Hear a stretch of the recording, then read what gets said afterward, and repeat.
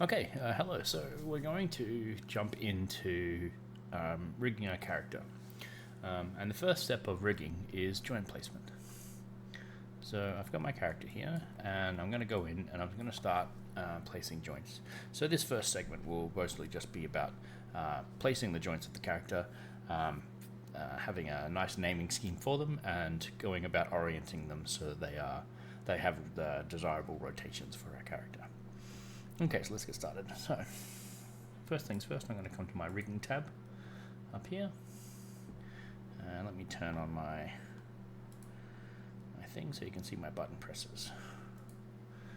There we go. Okay, so you can see my button presses down here now. Alright, so let's get underway. So, I'm going to come to my rigging tab. And in the rigging tab, you'll see most of the things that you need for rigging. For the most part, we're going to be using joints. These are IK systems here, skin clusters, some basic deformers, and these are all your different types of constraints. And we'll go through these a little bit later on. For now, the most part, we're just going to be using this tool here. So we're going to click that tool. Once I've clicked that tool, I'm going to come into a side view on my character, and I'm going to start placing some joints. So the first joint that I'm going to place is pretty much where you would expect the spine to connect to the hips, but a little bit in the middle. So I'm going to place a joint by clicking, and then I'm going to press enter, and that's just going to place a joint. I could continue to click, and that would keep adding joints within the hierarchy of the joints, but for now I just want to create individual joints so that I can duplicate them and move them around and position them where I wish. Now, I can't see my joint at the moment because it's hidden beneath the mesh. So I'm going to turn on my X-ray joints here. And we can turn on these two buttons here so that we'll be able to see our joints. Now, my joint is a little large, so I'm going to come to my channel box over here. I'm going to set this joint down to 0.1. Yeah, that'll do. And so now I have a joint in the middle of my scene here. So first things I'm going to do, I'm going to duplicate that once by pressing Control D, and I'm going to move that joint up a little bit. Once I've done that, I'm going to press Shift D to duplicate it, to repeat my last function with an offset, and then Shift D again, and that will again duplicate my last function with an offset. Now, I want to have a good amount of joints through this section of my character, as this is where all the bending of the character happens through the core of the character, or through the abdomen region, with the rib cage being a far more rigid portion of the torso. I'm going to duplicate that again now by pressing Control D and moving this one up a little higher. Okay, now I've done that, I'm going to leave this view, come back into this view. Each of the viewports, the viewport menus up here are distinct to each viewport, so you will have to turn these back on again for any new viewport that you go to, whether you're going front, side, back, or or perspective. Okay, now we went side view in this particular reason to make sure that all of these joints are placed on the center line of our character. If I come into a front view, that should highlight this a little bit better. Now all of these joints are placed nicely on the zero line.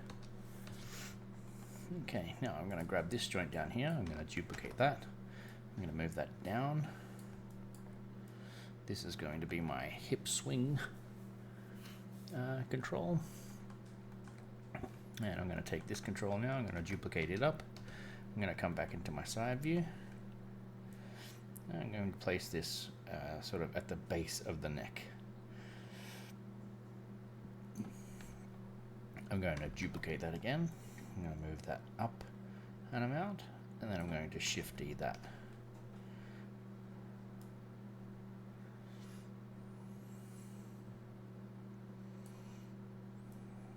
Space these through this section here.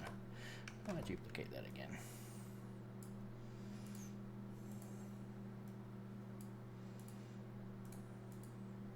Now, you'll find when you're placing joints that the mesh being selectable is going to be annoying. So There's two ways we can solve this. We can either come down here and put the mesh on a display layer by selecting the mesh and clicking this little button here, or going layers, create layer from selected. And this will put this mesh on a display layer down here that I can then turn on and off. I'm going to be using the display layers for other rigging purposes for the time being, so my preference is not to put anything that I don't need in there just for now. But that is one way that you can do it. If I was to do that, I could press that.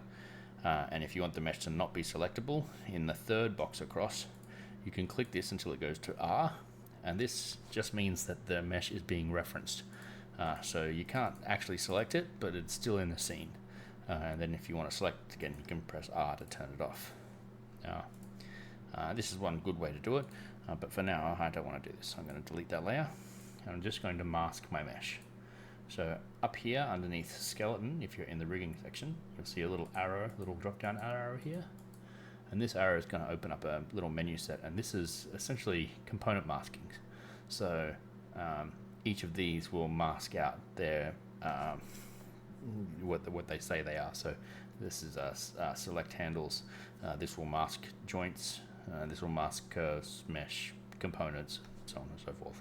Now I want to mask my mesh, so if I turn that off, that basically means that meshes are unselectable in my scene. So I won't be able to select mesh in the scene, very much in the same way as setting the layer to reference. I just find it a bit easier to have this on as a global thing, so I don't have to keep adding new meshes every time I want them not to be selectable. So I'm going to just leave that on for now. And if you find you can't select your mesh, just remember it's either this or it's going to be something down here. So, all right, so I placed those joints. We've got some joints there. I'm going to come in and add a couple more joints. I'm going to duplicate that joint. This joint can become my jaw joint. I'm going to place this down here in the chin, just so it's out of the way. Okay, so that's going to be those. I'll duplicate that up and create that at the top of the head. This joint's sort of unnecessary, but it will it'll help us contextualize the joints in the head a little bit better. But yeah, we'll get to that in a bit. Okay, so we've got those, and okay, so now that I've got those, I'm going to come into a side view. Now, when I'm placing my joints, I'm only going to be placing my joints for one side of the character. This particular character is symmetrical, so I'll be able to mirror those across. If your character is not symmetrical, however, you will have to do both. Okay, so I'm going to take this joint here. I'm going to duplicate that, and that's going to become my clavicle. So I'm going to move it from the front view to the position, and then come into the side view, and just make sure that it's sitting roughly where I want it. Sometimes it's always good to check in the 3D view as well, so that you can sort of get a good feel for whether it's sitting sort of where you would want that pivot point to be. So this pivot point essentially from the clavicle happens around here. Now it's generally a little bit closer to the skin, but I don't mind setting it back a little bit to try and soften out the intensity of this rotation a little bit. Okay, so from here I'm going to now duplicate that. I'm going to move that over to here, and this is going to be the start joint for my arm. I'm going to move it down a bit, middle of that mass, and again from a side view I'm going to pull that back so that it feels like it's at least as close as you can get to being where you would expect the actual joint to be.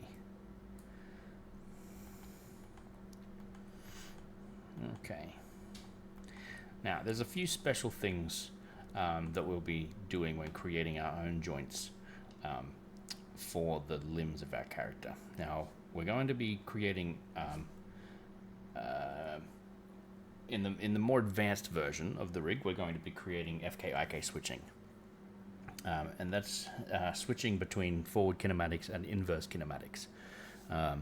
With FK being giving you the ability to control each joint down the chain, and IK being able to give you the ability to lock the end joint in place while the rest of the body moves the other two joints. And there's a few considerations that we need to make for when we're creating the IK version of that. Yeah. Okay, so once I've got that, I'm going to come down into my side view, and I'm going to create my arm joints. Now, this is one of the caveats. When I'm making these joints, I want their orientations. I want to be really careful with the orientations of these joints initially when I'm creating them. So the first lot of joints that I make won't actually be positioned into the arm. I'll move the joints into the arm later. My main goal at the moment is to try and keep their orientations perfectly straight up and down. And the reason for this is that when I go to add an IK solver, which for the IK part of this rig, if the joints orientations don't align with the plane of the three joints, the IK controller will forcefully rotate those joints in order for that to be so. And in doing so, it will rotate the orients of those joints out of sync with your other skeletons, with your base skeleton and your FK skeleton. And that will result in an FK-IK switch that physically moves the foot joint as you toggle the switch on and off. And this can be very annoying when you're animating, as it can make it very difficult to seamlessly blend between FK and IK. We don't want there to be any movement on our character when we toggle on and off the FK-IK switching. So being careful in this step to keep the orientations of these joints aligned to the plane is quite an important step. Okay, so in order to do that, I'm going to duplicate, place this down here. I'm going to duplicate, place this down here.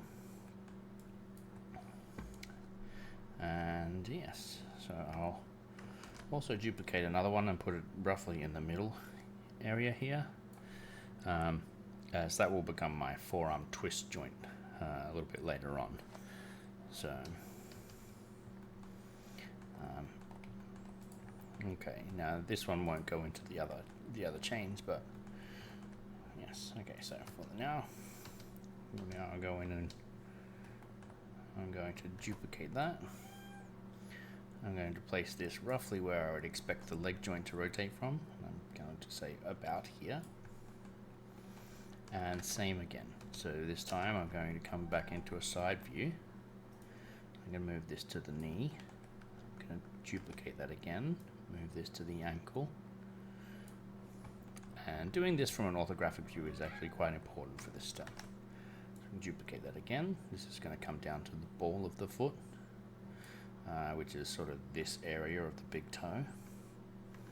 And then duplicate that again and move that forward, and that's going to be sort of the front toes of my foot. Okay, and from there we have essentially all the joints that we need, bar the fingers.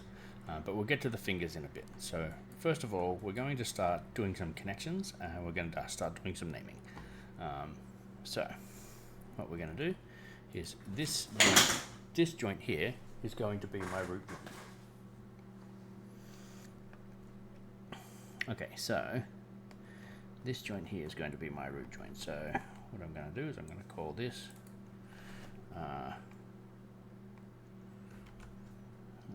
it's going to be BS for base skeleton underscore JNT. Okay, and that's going to be my first spine joint. This joint here is going to be my BS underscore hips underscore JNT. BS underscore spine A JNT. Copy that. B, C,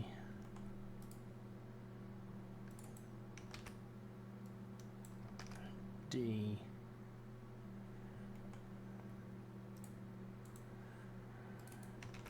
this is going to be neck A,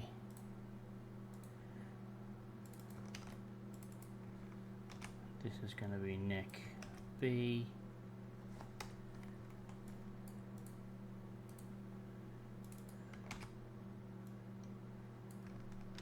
neck C,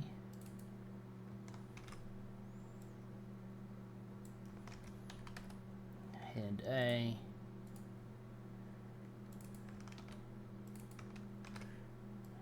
head B,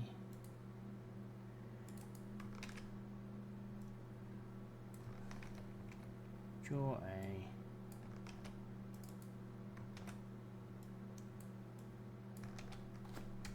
jaw B. This is going to be BS underscore L for left, and then clavicle underscore J and T.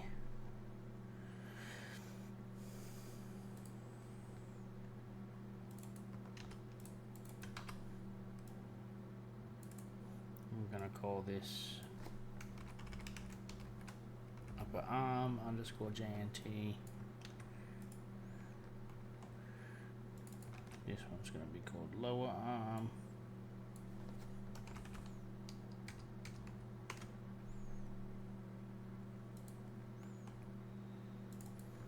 This one's going to be called wrist.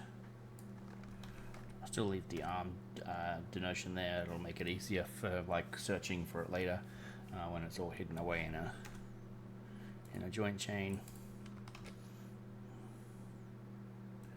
And this is going to be forearm twist arm underscore JMT. So this joint will be for maintaining volume while twisting the forearm. And then this is going to be upper leg,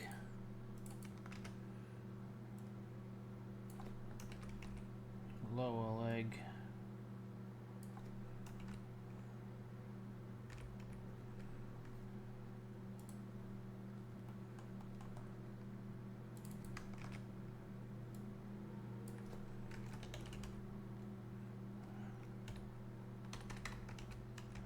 ankle leg,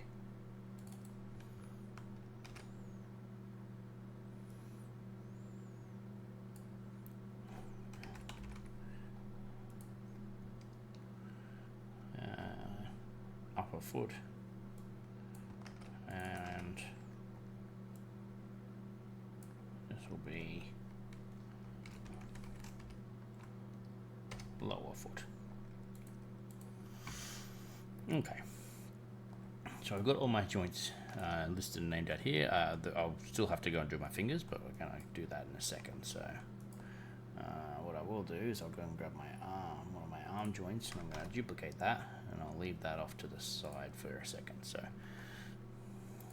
let's take that and we'll position that roughly on the hand.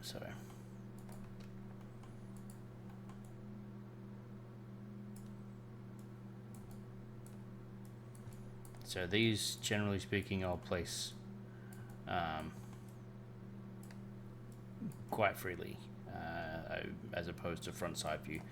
Generally speaking, if the hand has been made properly, its orientations, no matter what you do, will not align with weld, and you'll need to physically go in and place them and spend good time rotating around them to make sure that they are in the area of mass that you intend them to be. So this one's going to be here, and I'll just do them now anyway, so we'll get them out of the way. So there's that one.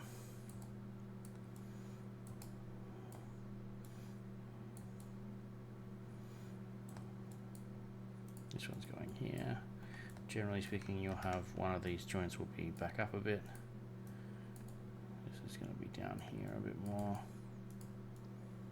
And you, generally speaking, you want these to align as best as you can manage. Using the spec highlight on the finger can be really helpful sometimes because it will sort of show you what's like perpendicular and parallel to the finger. But yeah, you still need to sit there and move around. We're not too concerned about the orientations just yet, but we will be soon. So for the time being, let's just get these into the middle of their masses. We'll go from there. So that's looking okay, that's looking good. All right, now move that one over.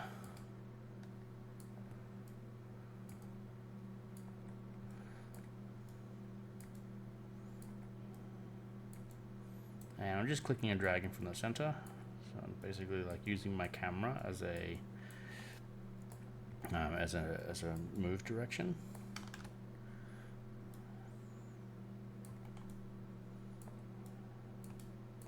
And again, we're going to transect the line between the divot of the finger and the peak of the knuckle. That's good. We want to align as best we can through this area here. So that's looking okay. We'll get the tip joint. This joint's kind of useless. We don't really need this joint because all the weight for the fingers when we actually spine the skin is going to go to this joint here. So this joint is effectively useless, but it does help you contextualize the rotations of this joint here, which can be handy to see. So it's worth having it there. But if for some reason you have some kind of joint limitation and you need to reduce the amount of joints that you have on a character, all your tip joints are generally the first ones that you can cull in order to reduce resources. As technically they don't really need to be there.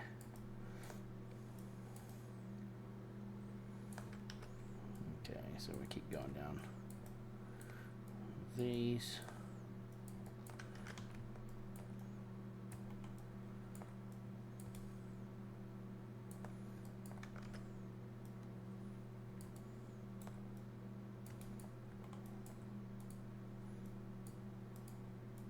All their orientations are messed up, and we're going to have to address that in a minute, which is the main purpose of this section. Placing the joints and getting them orientated so that we can then bind them and start working with them from there. So, yep, so from the time being, we're going to leave these here. Okay, now that I've got these, I'm going to go through and quickly name some of these. So, I'll put these in the wrong order, so I'll put that up there. There we go, now they're in order. Okay, so this is going to be thumb underscore a underscore hand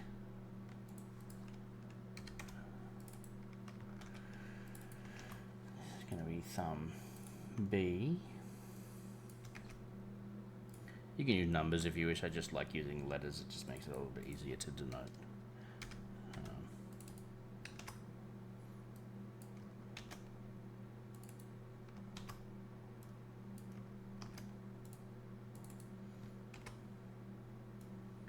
So this is going to be our pointer underscore a hand B C D, and then this one's going to be pinky.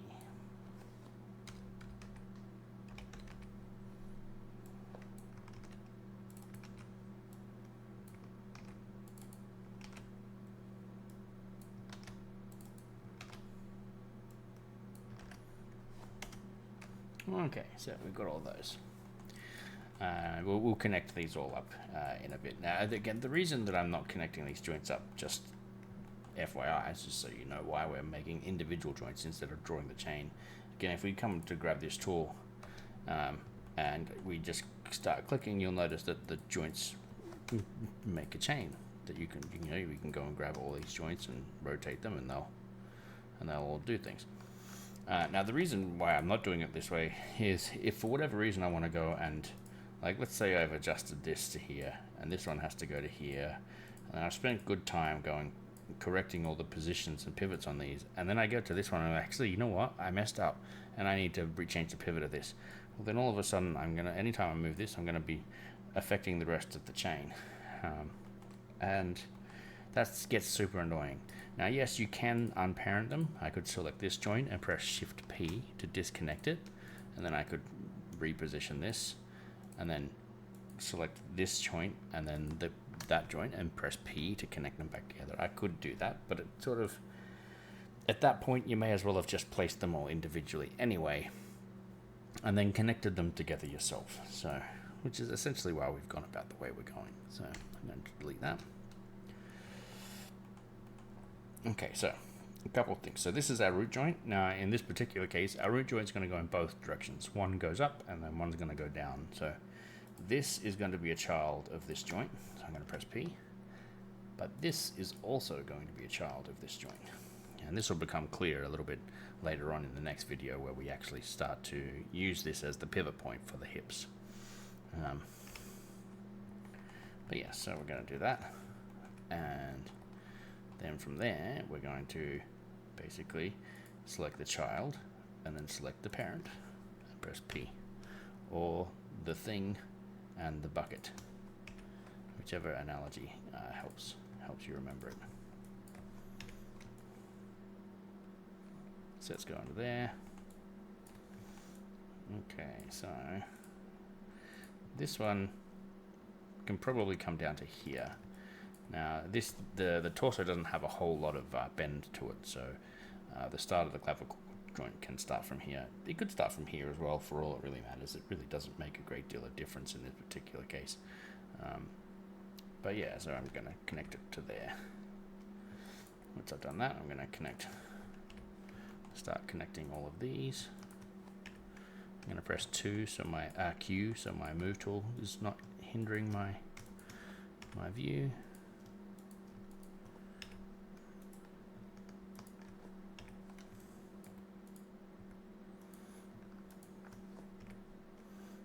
And we connect all these together. Okay. Now that I've connected all those together, I'm going to start connecting my arm joints together. Now, one little difference here is this forearm twist joint. It's going to connect back to here, like you would expect. But then this one is not going to connect to this. This one's going to connect straight back to the elbow joint as well. So this one will be its own separate little joint coming from the elbow, and this will be here.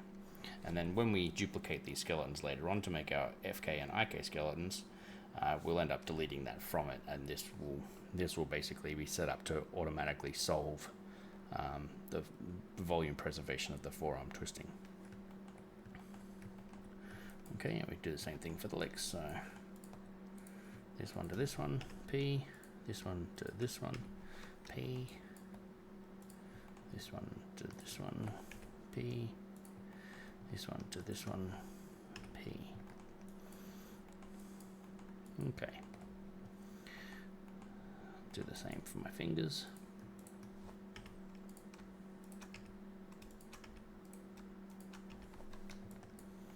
Now these I'm going to pull apart again later on anyway, because you're going to want to custom orient these finger joints. But for now, I want them parented together so that when I run my orientation tool, it will do a good amount of the heavy lifting for me, so I don't have to think as much a little bit later on when I'm actually going to resolve the final orientations for these finger joints. So I'm going to leave it at that. And this is going to parent to there. Sorry, other way around. This one to that one, and this one to that one.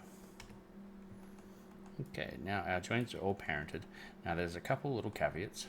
So our arm joints are going straight up and down, and I ensured that they went straight up and down by making sure to create them from a side orthographic view, and by placing them in this view it ensures that they adhere to well, world 0, but I've moved them across, but it makes sure that they stay perfectly straight in their plane, which is what I'm after right now. Okay, so at the moment we have a bunch of individual finger joint hierarchies, and we have our root joint hierarchy, which contains the majority of our skeleton. Okay, so from here I'm going to position the arms and the legs into place. Now we got to be careful here, because again I don't want to damage it's specifically the orientation of the elbow joint. I want to make sure that the orientation of the elbow joint transects perfectly between the upper joint and the lower joint. Else, when we go to add our IK handle, it will physically move that joint, which will make our skeletons not synchronized together anymore. They'll be like slightly out of phase with each other. So in order to maintain that, there's a few rules that we are going to have to follow. So when it comes time to position this joint, I can move and rotate the root joint of the arm. So, and by the root joint I just mean the first joint of the arm. So if we open up our chains, I've sort of denoted the root joint of each thing by calling it its name at the first joint of that chain. So if I was to say the root joint of the neck, that is my first neck joint, and the root joint of the arm would be my first arm joint, or maybe the clavicle, but it's a matter of perspective. But in this particular case, the upper arm joint is translatable and rotatable. So if I need to move it, I can move it. If I need to rotate it, I'm allowed to rotate it in any way that I want.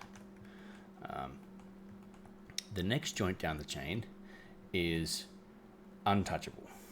We can't do anything with this joint, and we have to be very careful to maintain its orientation. The next joint in the chain, same again. We can't translate it, but we can rotate it a little bit later on. So this one here, you can do all the things. You can translate, rotate, and scale. The next joint down, we can't do anything to, and then the next joint down from there, we can rotate. These can be scaled, but only after their orientations have been solved. So let me just undo that so it goes back to flush. Okay, so while everything's like this, I'm going to go and run my orientation tool so that everything has reasonable orientations. And then I'll go ahead and I'll start rotating these legs and arms into position. So to get started, we're going to come to skeleton.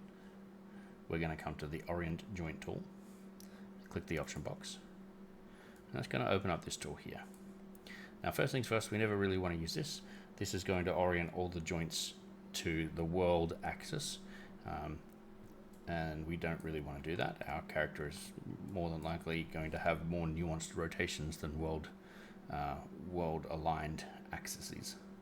So we want to be specific here. So there's 3 sections in here that we need to pay attention to, and 2 little buttons that I'll talk about just super quickly at the end. The first thing that we're doing is if we come into here and I press W,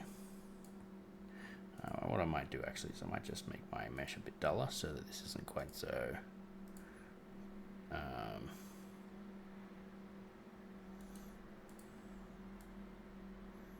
there we go, I'll make that a bit duller. There we go.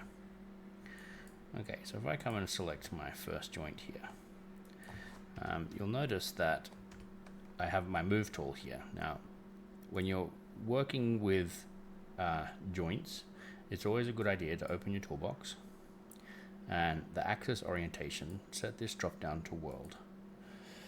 Now, nothing's changed at the moment because my joint is oriented to world axis, which they generally will be by default when you place the joints. But we're going to change this for a number of joints for a few reasons. So The first reason being is we want to have control over which axes, axi, I'm not sure which one that is, we want to have control over which rotation pivots control which rotations. So for example, if I'm rotating the arm and X, positive X is the rotation that rotates my arm forward, I want to ensure that positive X is the same rotation that rotates my elbow forward. And then same again for my wrist. The wrist will generally be like 90 degrees out of phase, but it doesn't really matter where it is. But as long as we want to try and keep those rotations consistent. Same thing on the fingers. When we go to do our orientations for the fingers, we want to make sure that when we're rotating the thumb on the X to sort of clasp in its natural direction, that the same X-axis clasps the fingers in their default direction. And this tool is a way to do that. So at the very least, it's a way to get things on the right path. The fingers in particular, we're going to have to go and do custom orientations on to correct those. But this tool will get us most of the way, so that we don't have to check so fervently as to whether or not the orientations are facing in the right order or the right direction. Okay, so this tool. The primary axis is the axis that the joint looks up the chain. So the primary axis is which world axis is going to face forward on this joint. By default, it's set to Y. So it's set to Y by default. Now we can change that if we want to. To keep things simple, I'm going to try and adhere to world coordinates, as my character is facing essentially or oriented in world coordinates. He's forward facing on the positive Z. He's standing up and down on the Y-axis, and on the across axis, the X-axis, it goes across the breadth of my character. So in this case, I want to try and maintain these orientations where I can. Now, when I get to this joint here, things are going to change, and we won't be able to adhere to world directions because the joint doesn't travel in a world direction. So let's get started. So I'm going to choose Y. I'm just going to say Y is going to go up the chain in this particular case. The next thing that we have to choose is the secondary axis. Now, this alone does nothing. What we're doing here is we're choosing an axis. So the first one aims that particular axis at the next joint in the chain.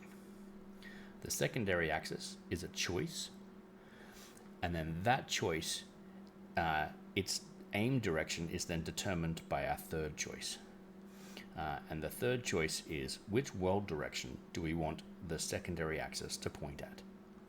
So again, primary axis aims the joint at the next joint in the chain, and will aim that axis at the next joint in the chain. The secondary axis is a choice that we are choosing to face in one of these three world directions, positive or negative. So let's give that a go for a sec. So I'm going to just say Y, and in this case, just so it does something a bit different from what we see here, I'm going to come to this joint here, and I'm going to say Y is going to face up the chain, but let's say for some reason I want to choose X, and I want the X axis to face in the positive world Z direction.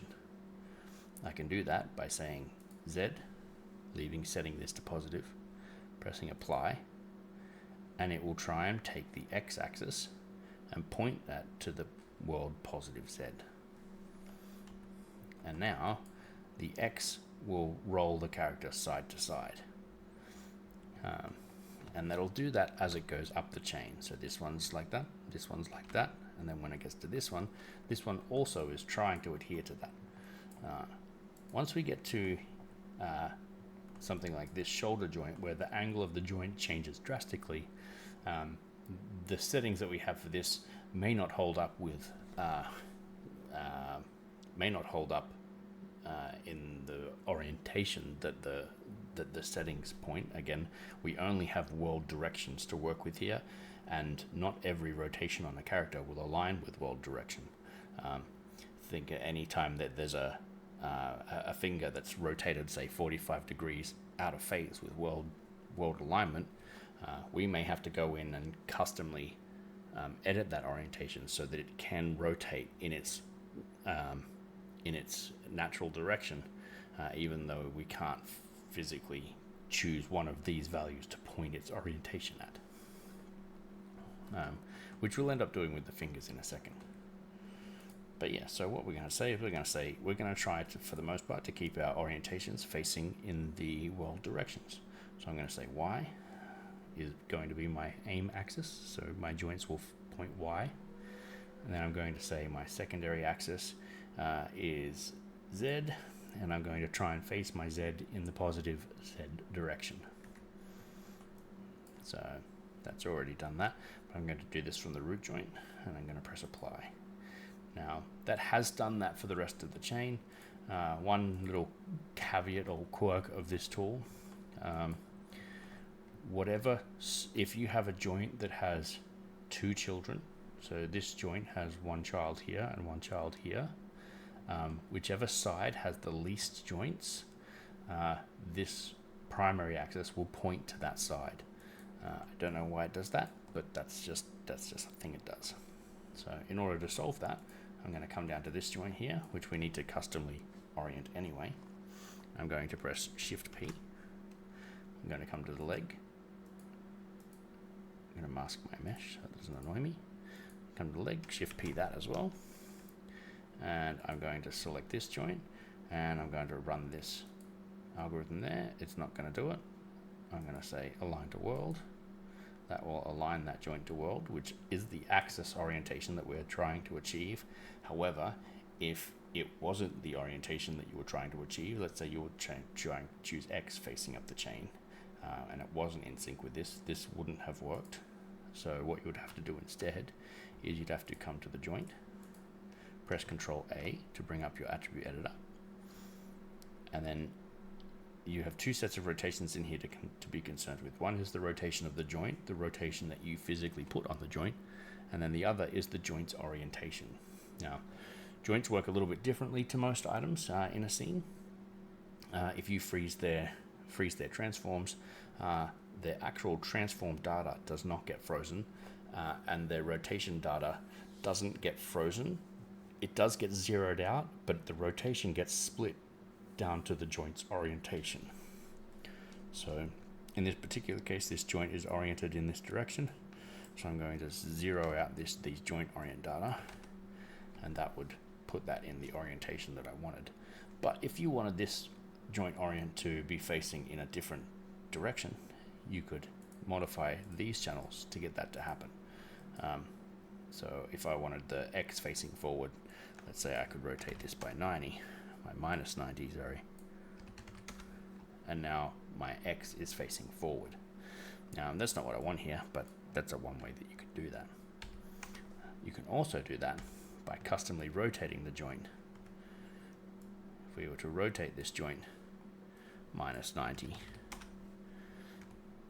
now the joint is rotated, but its orientation has not been set as such. If I want to set this as the joint's orientation, all I need to do is, once I've made that rotation on the joint, I can come to Modify, Freeze Transformations, and that rotation transformation that we added to it will have been zeroed out, but then split among the joint's orientation values down here. Okay, so in this case, I want this to be zeroed out though, so we're going to zero that out. So this one's fine. And this one here, I'm going to run this operation. Point the Y-axis towards the next joint in the chain, and then I want Z to face in positive Z. There we go. And now I can parent this back to this by pressing P. And this one back to this one by pressing P. Okay, so now we're just about done. So now we just got to go and check our orientations. When I get to this one here, again, I'm going to do the same thing again. I'm going to Shift P this one to disconnect it. And this orientation here, I'm going to zero out. So in my attribute editor, I have some data here on my joint orient. I'm going to zero that out. And when all three of these are 0 and all three of these are 0, then this joint is inheriting the orientations of the joint before it.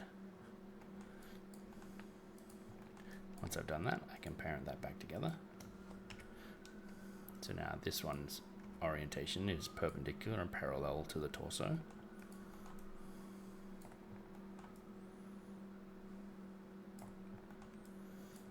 I may also modify the position of this joint. I'm not very happy with its position. So I'm going to unparent that joint. Go into a side view. And raise that joint up a little bit. I'm going to leave it straight. I'm going to position it up a little tiny bit. And then I'll parent them back together again.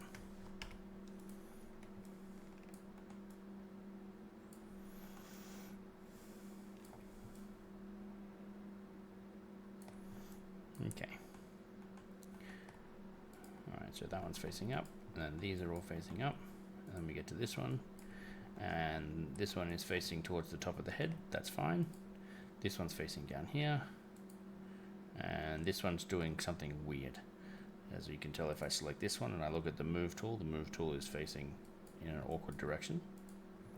So this one, the orientation is X facing positive X. You can always tell down here, the way the line goes, or what goes, is the positive side. So that's positive X, positive Z, positive Y, negative X, negative Z. So something has gone wrong here on this joint here. So what I'm going to do is I'm going to run the operation that would best solve my problem here. Now, because this is angled, these settings may not align it the way that we hope it would. So on these ones here, we've said Y facing up the chain and X facing positive X and Z facing forward. But because it's got two children, it has to choose one, and it will generally, like I said, it will choose the path of least resistance, or the path that has the fewest joints connected to the parent.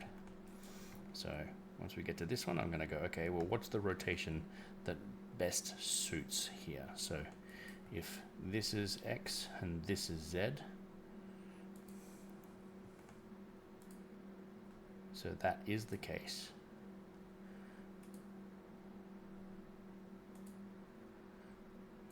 So X is this rotation and it is this rotation, but they are flipped.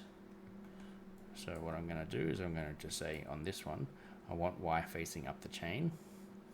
But I'm going to say I want I want to choose the X-axis, and I want to point that X-axis in the positive X. So do that. And now that one's facing this way, and the X is also facing this way. And then when it comes to this one down here, I'm going to zero out this one's data so that it inherits the orientations of its parent. So now this one rotates down when I do that, and this one rotates down when I do that, both on the same axis and with the same positive value. Then we come to the clavicle, we're going to do the same again. So I'm happy enough with this orientation. This orientation, for the most part, seems to be sort of working as in the way I would intend it to. Z is up on this, and so I might want Z to be up on this, and that is the case. I'm okay with X being different because these two joints are sort of 90 degrees out of phase with each other, so I'm okay with it being 90 degrees between the X-axis.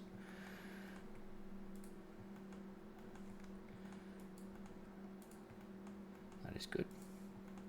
That is good. I want this one to inherit the orientations of its parent, so I'm going to zero it out. And same for this one.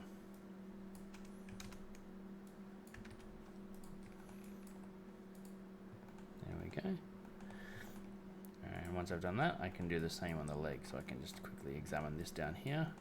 So we can press up and down on this joint. So I'm going to press down to go to the next one. So we can see that the Z is facing forward. Z is facing forward. Z is trying to face forward. But the X is facing in the same direction. So that's fine. That's good. That works. Then we get to there, and then we get to the toe, and then the toe does weird things. And the reason it does weird things is because there's no joint in front of it for it to point at, and it has a hard time. It can't solve a primary axis if there's no other joint for it to point to. So we have to zero out its data so that it inherits the orientation of its parent.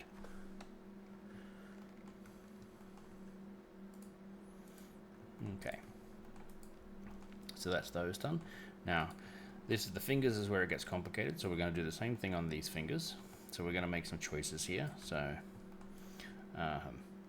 I want the orientation of these, like whatever is closest to a world direction is what we want to consider here. So we're still sticking with Y going up the chain. As soon as you make that choice, generally you stick to that choice. Y is going up the chain. And the way that you can choose that, generally do it based on the orientation of your character. If your character was facing the positive x-axis, then maybe you might change the way it does this. If your character was like a fish style character and forwardly facing along the floor, then you might use something like the Z as the facing angle going up the joint chain. Whatever the majority direction of the joint change is going, that's generally a good place to start with in terms of its aim direction. So we're going to continue that trend. So in this case, these are going to be Y, and I want the x-axis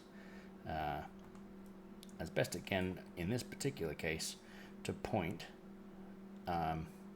in the positive x. So I'm going to keep this data here. So I'm going to apply that. But then when it comes to these ones, I want the x-axis to point in the negative z, so that it has the same rotation, like the same positive x rotation should do the same action to these, even though they're 90 degrees out of phase with the orientation of the thumb. So that's what I'm going to say. So this one here, it's x is facing positive x, so that's fine. But then when we come to here, I want to rotate that 90 degrees. And in order to do that, I need to point the x at the negative z. Like so. And I'm going to do the same to this one here. And when it comes to the tip joints, I can zero these out so they inherit the values of their parent.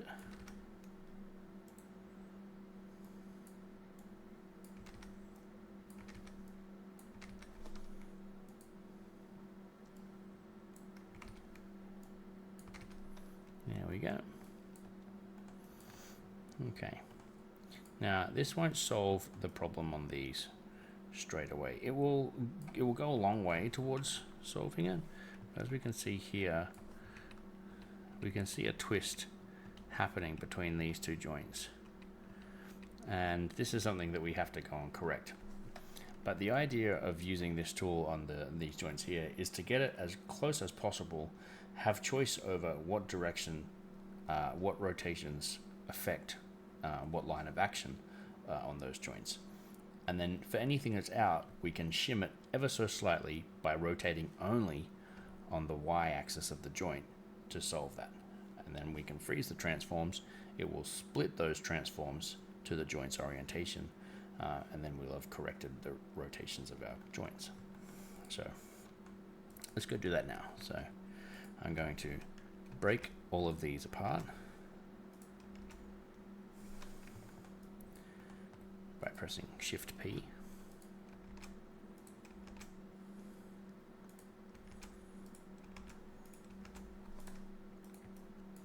And now I'm going to physically rotate these by the least amount possible to correct its rotation.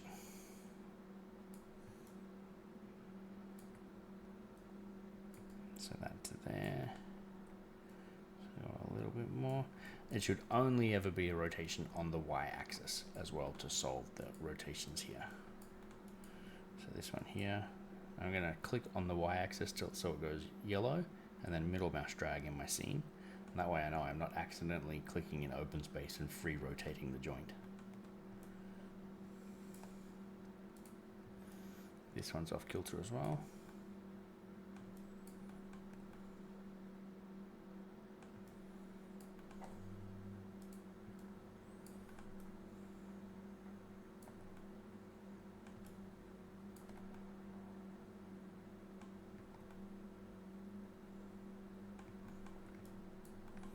And some of these ones are out quite egregiously.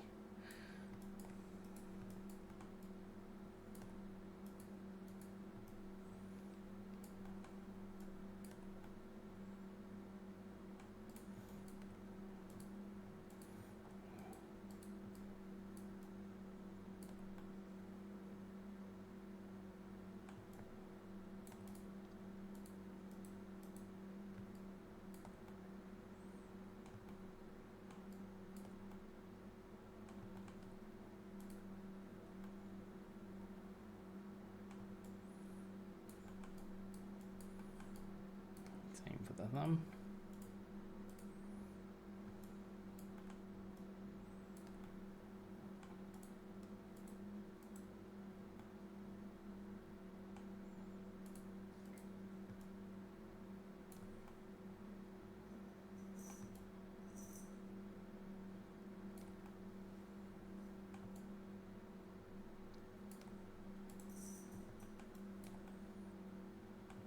There we go.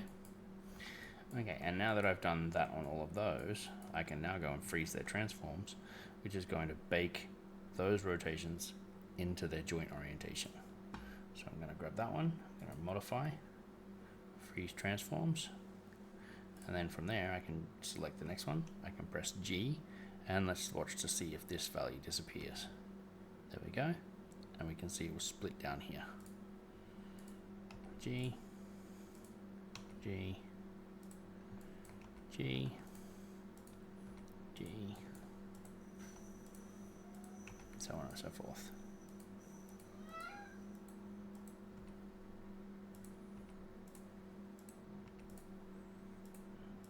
Okay, and now that we've done that, one thing we need to quickly check is we need to quickly check to make sure that we haven't accidentally rotated something 180 degrees out of phase. So we want to make sure that the x-axis is facing across, which it should be, but we want to make sure that we didn't accidentally over-rotate and make the z-axis face in the opposite direction. So there we go, that's facing that way, that's facing that way. They're all facing the same direction. Same for that one. And then these are facing in the same direction that you would expect for the thumb. Okay, and now I can parent all these back together.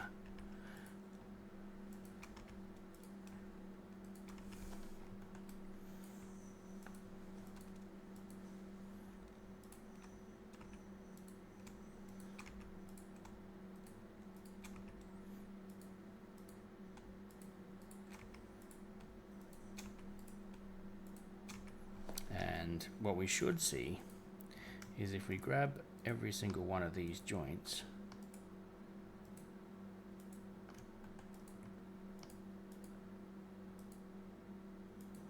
and we grab our rotation tool and rotate them, they should all rotate parallel to their orientation on a single rotation axis.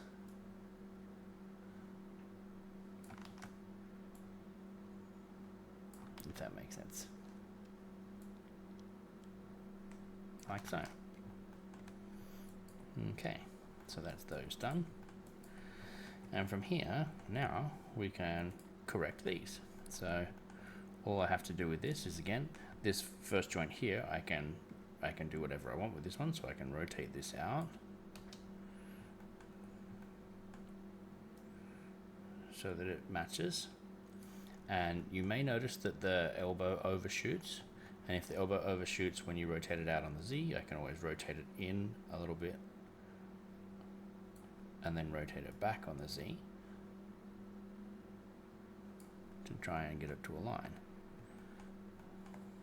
Now I'm going to rotate it back on the X as well to try and make sure that I'm middling all of my points. And from here, what we can do as well is we can elongate these these joints along their axis. So I can scale this one.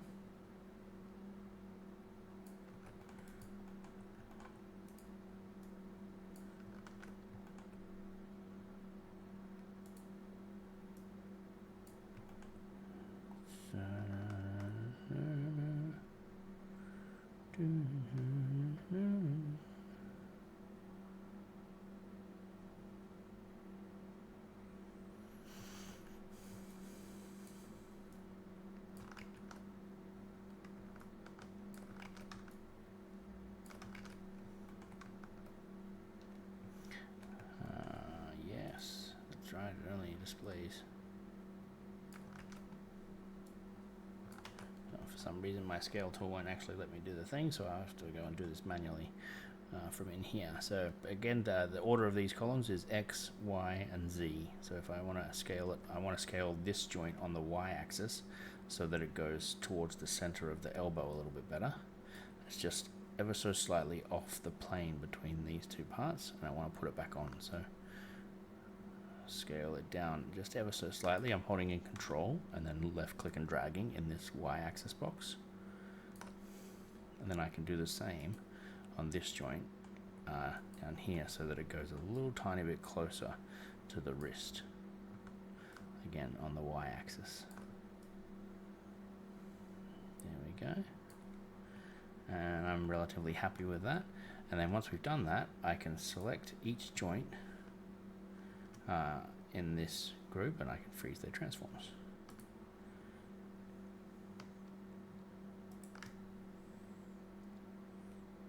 There we go. Modify, freeze transforms. Okay, now I have no rotation data on here, no scale data, and that data has been added into the joint length and into the joint orientation. My joints are still in plane, so they shouldn't move once I add my IK. The only thing I'm going to change from here is the orientation of the wrist joint. So I can do this while it's still connected because it's the end joint in the chain. I'm going to go to this one and then go OK. The forearm is twisted over this way, so I'm going to make sure that I affect this joint in the same direction, like so. So I'm just going to rotate it over until I get this perpendicular and parallel with the orientation of the hand.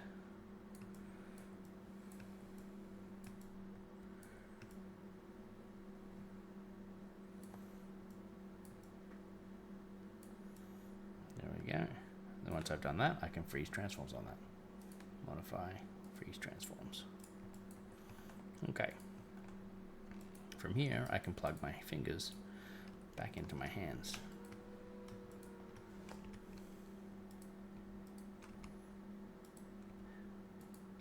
Now, finally, we can rinse and repeat with the leg. So again, we just want to be careful not to do anything to this joint here. You can scale it in the Y-axis, and that is literally it. Everything else has to happen from here. So again,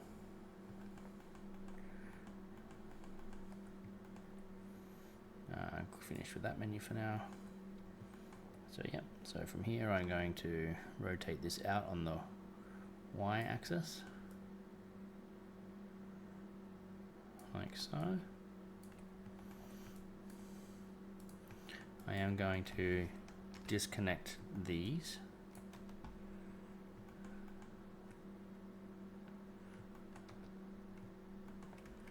And I'm going to rotate these. I'm going to move them so that they are sort of going perpendicular and parallel to the foot. I'm just rotating them on the one axis in this particular case. Let's move them all the way out to there. That position looks good to me. I am going to flatten out that rotation on this axis here. I'm going to rotate it down so it's as flat as it could be on that orientation there. There we go, I'm happy with that. I'm going to freeze transforms on that to pump that data into the joint orientation. There we go. And what I'm going to come do, I'm going to come back to this joint here. And again, same deal again. So I can rotate on the Y as I need to.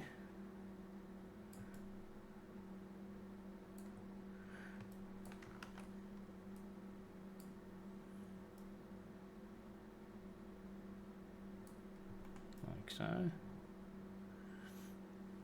And if I need to move the pivot point, which that pivot point's looking not too bad.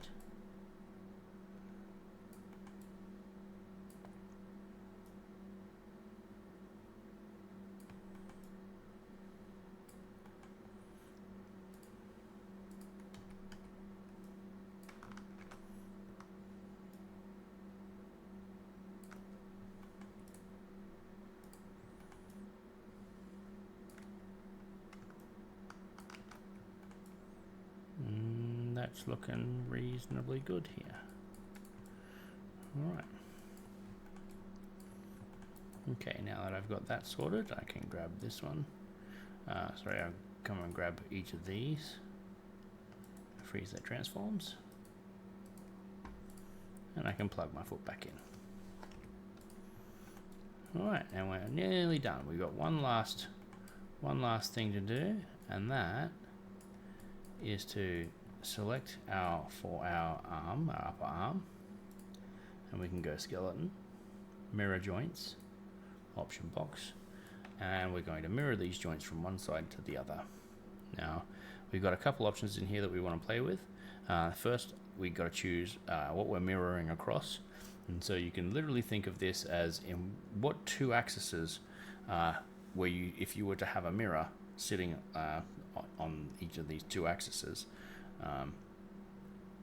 which side would be the mirrored side.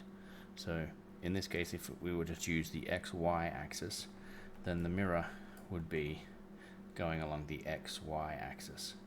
So that would be mirroring this way. And we don't want to mirror this way. We want to mirror this way. And so the plane of axes that transects this orientation here is the Y and the Z plane. So if you were to picture a mirror sitting across this plane here, that would be the mirror of the other side of our character, and that's the axis that we want. So we're going to set this to XY. Now we have to choose between behavior and orientation. Now what that means is if we generally we want to choose behavior, but behavior just means that if I was to take this here and I was to rotate it in the positive Z and it rotates out, the mirrored version would mirror the orientation in such a way as to do the same function. If you rotate on the positive Z, it would rotate out. So if I was to grab both and rotate them on positive Z, both arms would raise up, as opposed to orientation, which would steal the same orientation from this joint, so that if we were to select both arms and rotate on the positive Z on each would rotate in the same direction, as in over this way and over this way. It's very rare that you'll want to use this. Behavior is generally what we want. Okay, so the next thing is we want to utilize the search and replace feature. So on all of these joints here, all of the finger joints and everything, I have denoted the left version with an _L. So I'm going to search for _L. You can search for _L_, as sometimes if you had like I don't know, L underscore capital L lumbar or something, or you had some other L word with a capital L, it would also replace that. So sometimes having the extra underscore will help you to note that. But we're going to replace with underscore R underscore instead. So now I press apply, and we run into our first issue. I have to do this from the clavicle joint connected to the center point, not from this joint. Otherwise, it's mirroring around this as the axis. So we mirror that. That one is now done. And we can come to the leg, and we can mirror that. And now we have all of the joints for our character. Alright, moving on from here, in the next video we'll bind this character and we'll start to do our skin weighting. Okay, alright, thanks for watching.